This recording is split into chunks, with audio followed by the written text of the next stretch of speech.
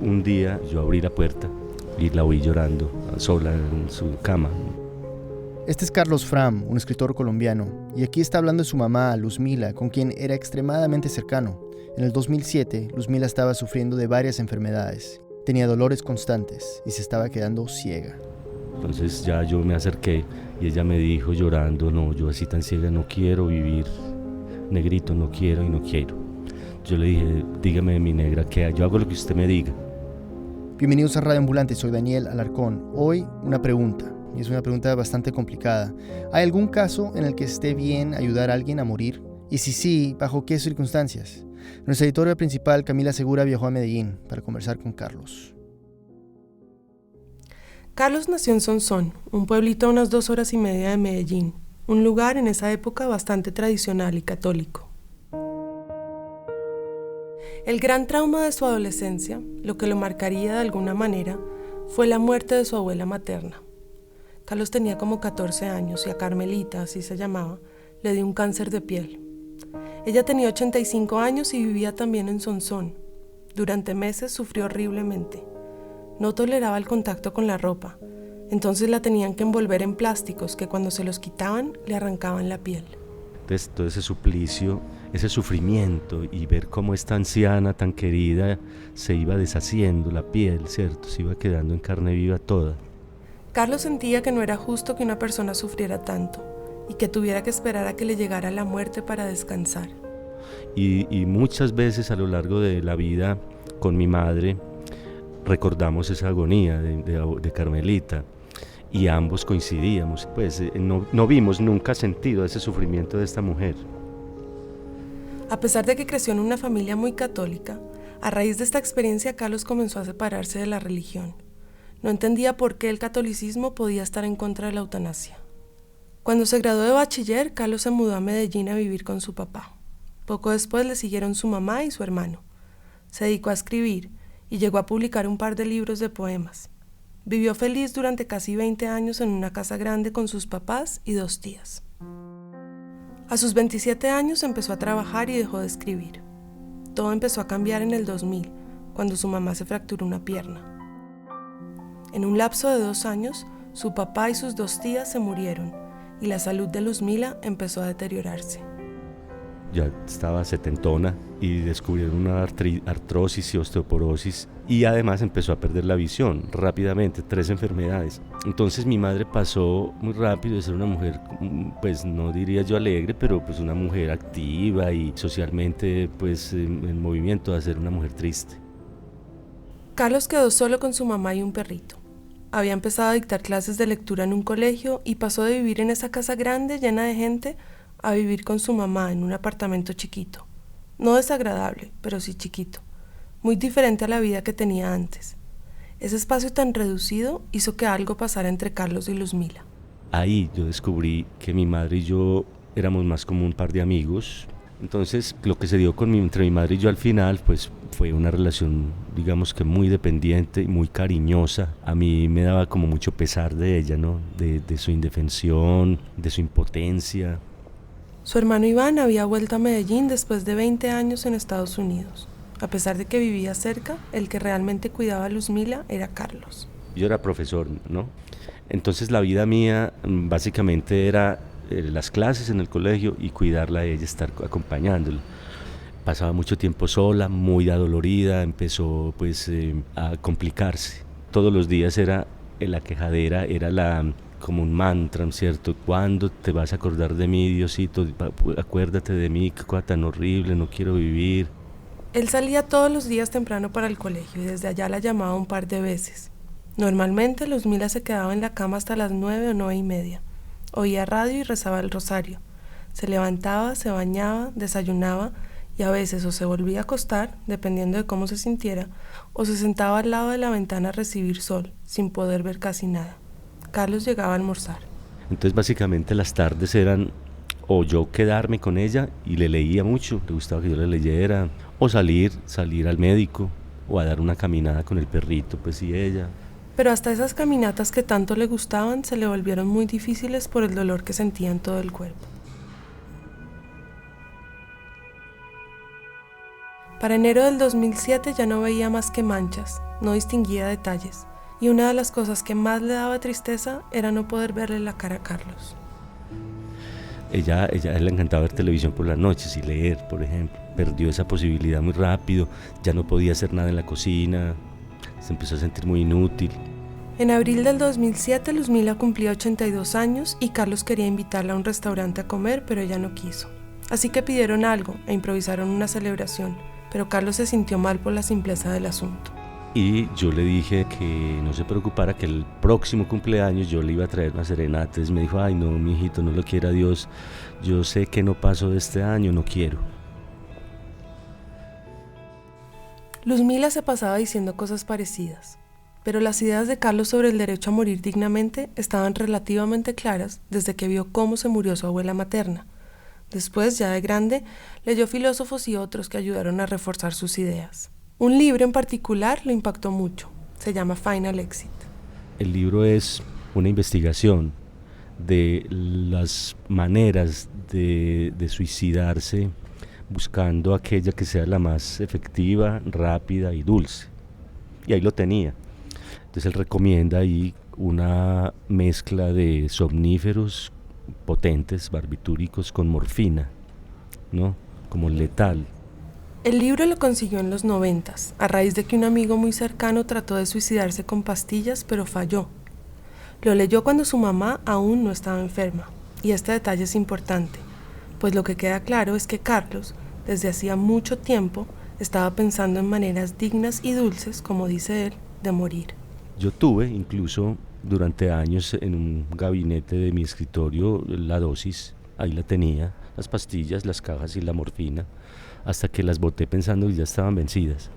Para Carlos, tener la dosis letal en su escritorio era cuestión sencillamente de ser precavido, como quien tiene una aspirina para el dolor de cabeza o una curita por si uno se corta. Era un seguro, digamos, que yo tenía ahí. La sensatez aconseja estar preparado, no esperar a que uno quede cuadrapléjico para ver qué se hace, ¿no? Y yo creo que debería, en este momento, así yo no pienso en suicidarme, hoy o mañana, yo debería tener esos medicamentos al alcance, porque puede suceder cualquier cosa.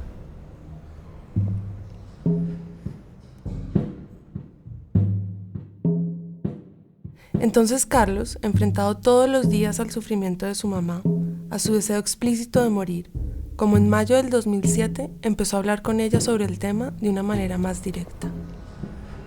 Mi madre insistía en que a ella le parecía que Dios era el que daba y quitaba la vida. Pero él la dejaba saber muy claramente Que yo viéndome en una situación de invalidez, yo me suicidaría de una manera, eso sí, dulce y tranquila. Las píldoras, las pastillas, la inyección, lo que fuera. Carlos conversaba con ella de este y muchos otros temas: el aborto, la homosexualidad, la eutanasia. Me dijo que su mamá era una persona que, a pesar de ser muy religiosa, tenía tendencias liberales. Muchas veces coincidía con las visiones de Carlos, lo que no es poca cosa si se considera de dónde venía, su edad, su generación. Carlos me contó que le tradujo a su mamá partes del libro Final Exit y que le llevó un par de películas en las que un ser querido ayuda a otro a morir. Ella me acompañó pues recostadita a mí porque no la podía ver, pues yo le iba contando. Y curioso, mi madre hace el desenlace, perfecto, y dice, claro, muy bien. Pero el libro, las películas, este proceso que Carlos describe de manera tan inocente, algunos podrían llamarlo manipulación. Cuando le mencioné esta interpretación, me respondió de la siguiente forma. Pues yo no creo que sea la palabra, pero más fácil diría yo que es la religión la que te manipula, pero no, uno nace y le abrochan de una vez tal o cual creencia. Pero Carlos siempre respetó las creencias religiosas de Luzmila. La religiosidad o la religión era para mi madre una compañía, un consuelo. Entonces no se trataba de eso, sino como llevarla a una noción de un Dios compasivo, el Dios misericordioso, ¿no? Unos meses después de cumplir sus 82 años, en septiembre del 2007, el oftalmólogo de Luzmila le sugirió que se operara de las cataratas. No le aseguró que fuera a funcionar, pero era la última esperanza que tenía de volver a ver algo. Ella no quería, pero Carlos la convenció. La operación fue un fracaso. Yo creo que ese fue el punto, porque a pesar de que ella está muy adolorida, lo que más la mortificaba era la ceguera. Un día, poco después de la operación, Carlos pidió permiso del colegio para salir más temprano. Ella no supo y yo abrí la puerta y la oí llorando sola en su cama. Entonces ya yo me acerqué y ella me dijo llorando, no, yo así tan ciega no quiero vivir, negrito, no quiero y no quiero. Yo le dije, dígame mi negra, que yo hago lo que usted me diga. Y unos días después, Luzmila le dijo a Carlos explícitamente que estaba lista. Entonces ella me dijo, bueno, consiga lo que necesite. Entonces yo sentí que eso era ya, yo supe ya que los días nuestros estaban contados. Dijo nuestros. Y es que Carlos no le había contado algo a su mamá. Yo ya había tomado la determinación también, sin que ella lo supiera, de que si ella aceptaba, yo también tomaría el cóctel letal. Ahora, eso sí, mi madre no tenía la menor idea de que yo planeaba acompañarla. No lo habría permitido de ningún modo. Pero yo sí deseaba ese fin con ella, ese desenlace con ella. Y es que Carlos en esa época estaba también pasando por una etapa muy difícil. Tenía 42 años y llevaba 6 trabajando en un colegio y no lo disfrutaba. Había dejado de escribir a los 20 y se sentía perdido, desmotivado. Trabajo, mi madre tan enfermita, yo no tenía una pareja, por decir algo, ni hijos, ni nexos, ni lazos. Pero también la ausencia de ella, que se había vuelto pues como mi razón de ser. Es como que esa burbuja se iba a reventar, ¿cierto? Y yo no estaba como dispuesto a sobrellevar esa soledad. Carlos empezó a dejar todo en orden. Renunció al colegio con el pretexto de que tenía que cuidar a su mamá. Y un sábado, El 20 de octubre me dijo, mijito, no olvide conseguir aquello. Era como otro eufemismo, ¿no? Ya yo supe que probablemente era ese mismo día. Iván, el hermano de Carlos, vino de visita ese sábado. Vio a Carlos escribiendo en el escritorio y a su mamá en la cocina. Este es Iván. Se veía muy deprimida, ¿cierto? Eso sí noté yo, como siempre, ¿no? Pero ese día pues sí la vi muy triste y entonces me quedé por ahí unos 15 minutos, creo aproximadamente ahí. Entonces yo le dije que mañana regreso, ¿cierto? Yo la abracé y me despedí de ella. Cuando Iván se fue, Carlos le dijo a su mamá que ya tenía los medicamentos. Que era su decisión y ella me dijo, ¿y yo qué más espero? En fin, vino un momento en el que ella se fue a rezar, yo la había arrodillada en el pie de la cama y yo supe que hasta ahí llegó. Ella regresó de sus oraciones, traía unas cajas de los somníferos que ella pues se tomaba también para ajustar. Ahí nos abrazamos y ahí fue la única escena, digamos, de llanto o de patética, ¿cierto? Yo me contuve mucho para que no hubiera un toque dramático en algo que me parecía que era una transición hasta muy bella. Eran las 9 de la noche o algo así. Se tomaron un café con tostadas y se fueron a la cocina. Yo preparé el cóctel en la licuadora con un yogur de melocotón en un mug que todavía lo conservo. Ella me acompañó, fuimos a la cama, yo puse el mug en el nochero y ella se fumó un cigarrillo. Me dio como recomendaciones de mi hermano, que lo acompañara mucho, de la ropa, que quería que fuera velada, que quería mucha gente en el funeral. Estaba tranquila y terminó el cigarrillo y se bebió el bebedizo, la pócima, ¿no? Y lo que vino ahí fue pues un lapso en el cual fue entrando en el sueño rápidamente, digamos, al lapso en 10 minutos ya estaba dormida profundamente. Obviamente los somníferos y la morfina pues eran potentes, entonces ya lo que vino fue por ahí otros 5 o 7 minutos de una respiración muy agitada, como ronquido casi, como pesada, y cesó, en un momento ya terminó y ya supe que ella había ya saltado el muro y seguía yo. Carlos se quedó en la cama acostado al lado de ella, como una hora. Como diciéndole palabras al oído, mientras se iba enfriando, ¿no? Rápido el proceso de enfriamiento del cuerpo. Eran más o menos la 1:30 de la mañana. Se sentó a escribirle una carta a su hermano Iván, donde le explicaba todo. Después de que terminó la carta, salió a caminar. El barrio, por el estadio, como a despedirme, ¿no? Y ya regresé, oí música, algunas canciones, Preparó el cóctel y antes de tomárselo, Me paré ante el espejo un rato a mirar y a pensar que todavía yo podía devolverme, ¿no? Yo podía arrepentirme, pero no, ya tomé la decisión y me fui y bebí el vaso, el mug. y se ajustó una bolsa plástica a la cabeza. Había leído que era la manera más certera de morir. Uno se duerme y luego se asfixia. Entendía que tenía 2 minutos de vigilia antes de tener que bajarse la bolsa de plástico. Entonces yo me puse el gorrito y me dirigí directamente a la cama y abracé a mi madre, pensando darle un abrazo, volver a la posición boca arriba y bajarme la gorra, pero no, la abracé y ya, colapso. No alcanzó a bajarse la bolsa. Al otro día, el domingo, a eso de las 12 del día, Iván empezó a sentir muchas ganas de irse a la casa de su mamá. Aquí Iván. Entonces llegué a la casa y abrí la puerta.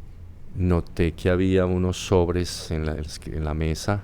Los sobres decían para Iván, entonces, pero bueno, no los toqué. Entonces entré al baño, cuando miré la cama y la vi acostada, y miré al lado de ella y estaba mi hermano también acostado con ella. Luego dije, les voy a dejar dormir. Luego ya volví, lo miré otra vez porque me pareció que tenía algo aquí en la cara, algo me pareció raro, y lo miré más detenidamente y como me pareció que tenía una bolsa o un plástico en la cara, y fue cuando me sorprendí, me asusté un poco. Entonces ya me acerqué a mi mamá y la toqué, la llamé y no respondió. Entonces la toqué y noté que estaba muy fría. Y ya cuando vi que no respondía y estaba tan fría, inmediatamente me di cuenta que estaba muerta. Pues yo reaccioné, yo la mamá, y entonces yo llamé a mi hermano, y mi hermano también se ve que estaba inconsciente. Iván vio algo de sudor en la cara de Carlos y sospechó que estaba vivo. Trató de llamar por teléfono a una ambulancia, pero Carlos lo había desconectado. Bajó donde una vecina y cuando regresó al cuarto, vio que Carlos había bajado la bolsa. Y yo se la subí otra vez, ¿cierto? Se la quité. Pero cuando él hizo eso, ahí sí él entró ya en estado de coma. Los paramédicos se lo llevaron inconsciente al hospital. Iván no entendía nada de lo que había pasado. Primero pensó que su mamá había muerto de forma natural. Por sus problemas de salud, en fin, y probablemente él sufrió un infarto esa noche. Quizá mi hermano lo que hizo fue que después de ver eso se entró en pánico y simplemente no quiso y se suicidó. Pero en un momento dado, cuando ya se habían ido los paramédicos, se sentó a leer la carta que le había dejado Carlos. Así comenzaba. Querido Iván, tiene que ser fuerte. Aquí no hay nada trágico ni dramático. Así que nada de lágrimas, gritos o lamentos. Este acto eutanásico ha sido un acto de amor. Que no se culpe, pues, a nadie. Ha sido una muerte libre, racional y soberanamente elegida. La madre vio cumplir... A los 3 días desperté en el hospital, todo el panorama pues que te puedes imaginar. Pues ya mi madre estaba enterrada y todo, y cargos por homicidio. El día que se despertó era casualmente su cumpleaños. Estaba en el pabellón psiquiátrico, rodeado de abogados y fiscales. Poco después llegó Iván. No hablaron de qué había pasado exactamente, a pesar de que Iván se moría de ganas de que Carlos le contara bien cómo había sido todo, por qué no le había contado. Todo el tema legal estaba empezando, y a Iván le pareció mejor no hacer muchas preguntas. Porque yo dije, ya está él aquí en una situación bien tremenda, esperando un carcelazo bien largo, y yo le voy a sacar esto aquí. Yo creo que debe haber quizá otra oportunidad para yo hacer eso, ¿no? Y esa noche me trasladaron a la cárcel. Carlos celebró su cumpleaños número 43 en el piso de un búnker de la fiscalía, un sótano, donde había 15 o 20 hombres más. Fueron 10 días horribles. Sin embargo, a mí me alegraba saber que mi madre estaba ya muerta, que había descansado ya. Eso decía, listo, y si esto se pone muy difícil, yo también pues lo puedo intentar de nuevo. Yo no estaba dispuesto pues a irme a una cárcel 20 años, ni riesgos. Los amigos de Carlos lograron que lo trasladaran a una cárcel de mínima seguridad. Mientras estaba ahí, empezó a recibir muchas cartas de solidaridad. El primero en apoyarlo fue su hermano Iván. Él me mandó una notica el primer día, cuando yo estaba allá en el búnker, diciéndome que él no me dejaría solo, que contara con él. El proceso legal de Carlos duró casi 9 meses. Cuando se le imputaron los cargos oficialmente, en octubre del 2007, estaba en el pabellón psiquiátrico del hospital. Un defensor público le recomendó que se declarara culpable, pero Carlos no aceptó. Casi 2 meses después de estar en la cárcel, salió por primera vez para ir a la audiencia y oír su acusación. La pena podría llegar a ser entre 33 y 50 años de cárcel. La fiscal afirmó que Carlos había aprovechado el estado de indefensión de Luzmila y le había dado una sobredosis de morfina mientras dormía. Lo que no aclararon fue cómo, si Luzmila estaba dormida, Carlos logró que se tomara la sustancia. La única prueba que estaba usando la fiscalía era la carta que le había dejado Carlos a Iván. La fiscalía le había dado esa interpretación caprichosa, ¿cierto? De que realmente de ahí se podía deducir por algunas palabras específicas que él había usado, de que él había matado y después se había suicidado. Este es Santiago Sierra, uno de los abogados de Carlos. La defensa pidió que se excluyera la carta como prueba, ya que había sido obtenida sin una orden judicial. El juez aceptó la exclusión. Entonces la fiscalía solo pudo contar con las declaraciones de algunos funcionarios, pero ninguno pudo probar que había sido un homicidio. El testimonio de Iván fue clave. Demostró que la madre pues ya no quería seguir viviendo, ya insistentemente se quejaba de que Dios no se acordaba de ella. Aquí, Iván. Lo que pasó con mi mamá no fue un homicidio, ¿cierto? O sea, si uno quiere tanto a una persona como él la quería y todo, obviamente no iba a hacerle eso a mi mamá. Simplemente, él siempre quería lo mejor para ella, ¿no? En el juicio también testificaron otras personas, y todos reiteraron que Luzmila constantemente decía que se quería morir. Entonces, hubo muchos medios de prueba que corroboraron que ella sí quería morirse, a pesar de ser una mujer católica, ¿cierto? Y que Carlos Fran empezó a hacer un trabajo pedagógico con ella, con miras a demostrarle que no era inmoral suicidarse en estas circunstancias, ¿cierto? Según Carlos, los argumentos de la fiscalía eran religiosos. Era que esa señora no se podía quitar la vida porque era pecado. Hasta el final esa fue la postura. El alegato final de la fiscalía se concentró en que no había pruebas de la voluntad de Luzmila de morir. No había notas o grabaciones donde manifestara su deseo de suicidarse. Y declaró que la hipótesis de la defensa, de que se trató de una ayuda al suicidio, era una coartada para encubrir el homicidio. La defensa, en cambio, subrayó que Carlos solo facilitó la muerte de su mamá, ayudándola a morir. Pero si uno no es médico, ayudar a otra persona a suicidarse en Colombia es ilegal. Sin embargo, en este caso... El problema es que la legislación colombiana establece que la inducción al suicidio es un delito querellable. ¿Qué quiere decir eso? Que el Estado no puede investigarlo oficiosamente, solo si hay una denuncia. Y como no hubo, caía el caso, porque mi hermano nunca se declaró una víctima, a pesar pues de las presiones de la fiscalía, en fin. Y ya, cayó el caso. El 27 de marzo del 2008, Carlos quedó en libertad.